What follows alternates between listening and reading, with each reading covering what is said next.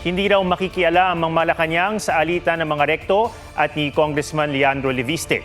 Nagugat ang sagutan sa aligasyon ni Leviste na sangkot sa korupsyon si DPWH si Executive Secretary Ralph Recto. May report si Ian Cruz. Ang susunod na tanong ay, bakit si Garjola gumastos ng mahigit 1 billion piso para sa mga rekto?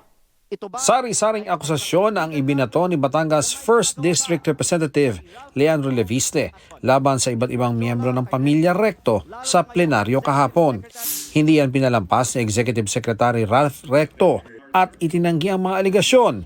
Sabay sabing inalok sila ni Leviste ng 1 bilyong piso para umurong itong eleksyon ang misis na si Vilma Santos Recto sa kandidatura sa pagkagobernador. Tinanggihan daw ito ni Recto. Naghanda rin daw si Leviste ng 400 milyong piso at pinakiusapan si Recto na suhulan ang mga kalaban sa politika para mapaatras, bagay na tinanggihan rin daw ni Recto. Tugon ni Leviste, walang basihan at di totoo ang mga aligasyon ni Recto.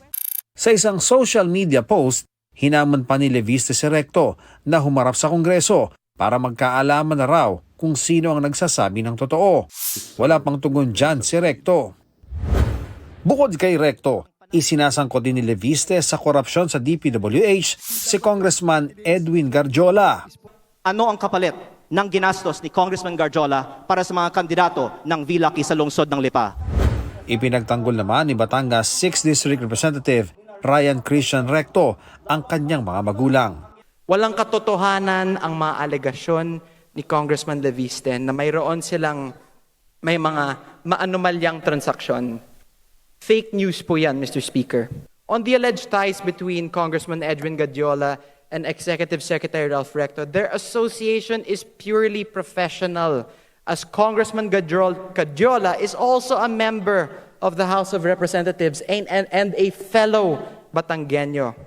There are no personal interests involved. Dumistansya naman ang palasyo sa issue sa pagitan ni Leviste at ng mga Recto. Kung meron man silang personal na alitan, sa kanilang dalawa na lamang po yun. Ian Cruz, GMA News.